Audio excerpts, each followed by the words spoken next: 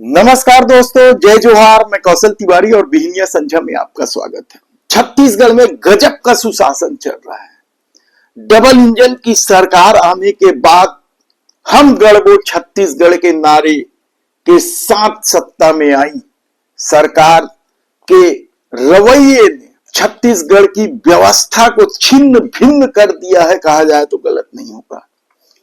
स्वास्थ्य कर्मचारी संघ पिछले कई दिनों से, बीसों दिनों से आंदोलन कर रहे हैं। जिस ग्रामीण क्षेत्रों में स्वास्थ्य व्यवस्था चरमरा गई है, न तो मरीज को समय पर इलाज मिल रहा है और न ही दवाइयां। दम तोड़ते मरीज भी यदि सरकार को दिखाई नहीं दे रहा है तो फिर इसे क्या किया जाए। 16,000 से अधिक कर्मचारी आंदोलनरत हैं। वे तरह तरह के प्रदर्शन कर चुके हैं, भीख तक मांग चुके हैं, लेकिन सरकार झुकने को तैयार नहीं है। क्यों? पहले तो वह केंद्र के पाले में गेंद डालने की कोशिश की थी, लेकिन जब केंद्र से स्पष्ट कर दिया गया कि इन्हें रेगुलर करने या इनके वेतन को लेकर जो भी परेशानी है वह राज्य की जिम्मेदारी है, तो सत्ता मुंह चुराने लगी। स्वास्थ्य मंत्री दावा कर रहे हैं कि हमने 5 मांगे मान ली है, लेकिन जो असली मांग है उसे ही नहीं माना जा रहा है, तो फिर कैसे आंदोलन खत्म होगा। ग्रामीण क्षेत्रों की ये बुरी स्थिति की एक और बड़ी वजह है शराब। लगातार शराब से वैध और अवैध कमाई में लिप्त सरकार और उनके नेताओं को यह दिखाई नहीं दे रहा है कि लगातार हत्या और दूसरे अपराध हो रहे हैं। तब क्या सरकार के पास पैसा नहीं है, खजाना खाली हो चुका है, या फिर सरकार जानबूझकर कमीशन बढ़ाने के चक्कर में निर्माण कार्य से जुड़े ठेकेदारों को परेशान कर रही? क्या है पूरा मामला हम बताएं उससे पहले एक और जरूरी जानकारी दे देते हैं कि बिजली बिल हाफ योजना में कटौती के चलते लोगों की दिक्कत बढ़ रही है। पहले ही महंगाई की मार झेल रहे लोग अब बिजली बिल बढ़कर आने से त्रस्त हैं। कांग्रेस तो आंदोलन कर रही है, लेकिन गांव के गांव यदि कहने लगे हैं कि वे अब बिल नहीं पटाएंगे तो समझिए कि छत्तीसगढ़ में क्या स्थिति चल रही है। लेकिन आज हम बात कर रहे हैं छत्तीसगढ़ के विकास को लेकर। छत्तीसगढ़ गढ़बो करके जो नारे के साथ सत्ता में आई है विष्णुदेव साय की सरकार, वह किस तरीके से छत्तीसगढ़ गढ़ रही है। यदि ठेकेदारों को समय पर भुगतान ही नहीं होगा तो फिर यदि वे भी आंदोलन की राह पर चले गए तो क्या होगा, यह बड़ा सवाल है। कल 16 तारीख को बड़ी बैठक है प्रदेश भर के ठेकेदारों का।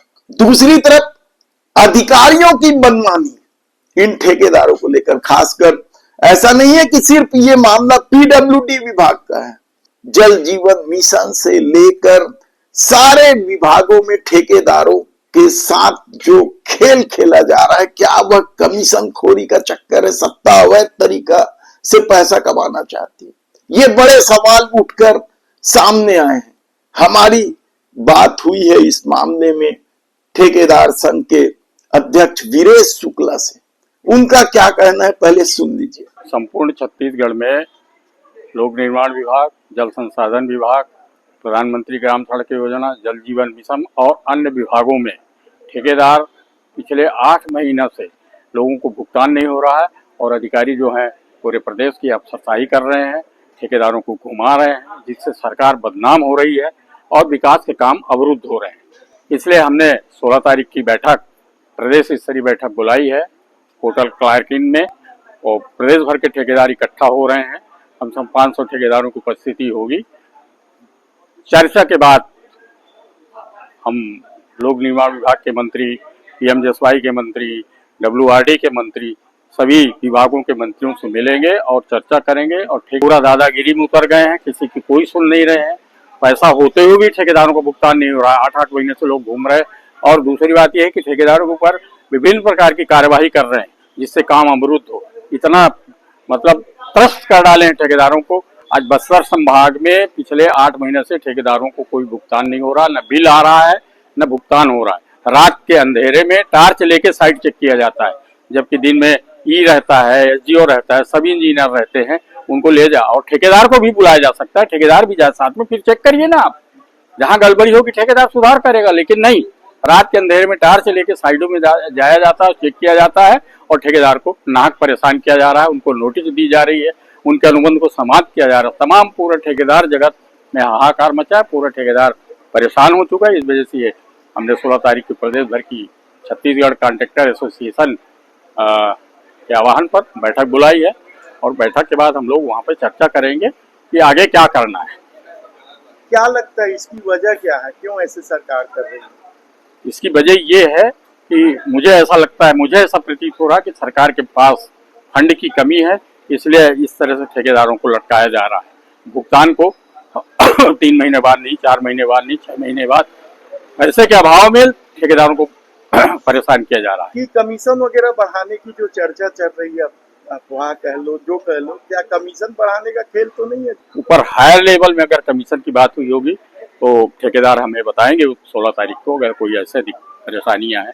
रॉयल्टी के मामले में देख लो, 5 गुना 4 गुना पूरे प्रदेश में ठेकेदारों से रॉयल्टी वसूली जा रही है, जबकि अनुबंध हमारा कुछ कहता है, माइनिंग हमारा कुछ कहता है, जीएसटी दूसरे प्रदेश दे रहे हैं ठेकेदारों को, लेकिन हमारे छत्तीसगढ़ में किसी विभाग ने जीएसटी अभी तक नहीं दिया। सिर्फ नगर निगम में जीएसटी का जीएसटी मिल रहा है। अभी वर्तमान में हाल ही में एक आदेश पारित हुआ है, नगर निगमों में जीएसटी दी जा रही है। तमाम दुनिया भर के प्रॉब्लम है, बहुत सारी समस्याएं हैं, समस्याओं की बाढ़ आ गई है, इसलिए हमने मजबूर होकर के, क्योंकि कहीं कोई सुनवाई नहीं हो रही, तो हमने बैठक बुलाई है। क्या सबसे ज्यादा बुरी स्थिति बस्तर के अलावा और कहाँ-कहाँ? लोक निर्माण विभाग में पूरे प्रदेश में बुरी स्थिति है, लोक निर्माण विभाग में, क्योंकि यहाँ अधिकारियों में अराजकता है और अराजकता फैला रहे हैं, काम करना नहीं चाहते हैं, क्योंकि सब एक ही सीट में कई वर्षों से जमे हुए हैं, खूब पैसा कमा लिए हैं, ठेकेदार घूम रहा है। तो छत्तीसगढ़ में ये स्थिति है। समझिए, यदि ठेकेदारों के साथ ही सरकार का इस तरह का रवैया होगा तो फिर गड़बो छत्तीसगढ़ का क्या मतलब रह जाएगा? यदि शराब की नदियां बहाई जाएगी तो फिर अपराध कैसे रुकेंगे, कानून व्यवस्था कैसे संभलेगी? और मोदी की जो गारंटियां थी, फेरिस्त थी, चुनाव जीतने के लिए क्या कुछ गारंटी नहीं दी गई थी। अनियमित कर्मचारियों को नियमित कर देंगे, पंचायत कर्मियों का सरकारीकरण कर देंगे, 56,000 शिक्षकों की भर्ती कर देंगे, वगैरह वगैरह। देखना है कि ठेकेदार संघ क्या निर्णय लेती है और उसके बाद क्या कुछ होता है। धन्यवाद।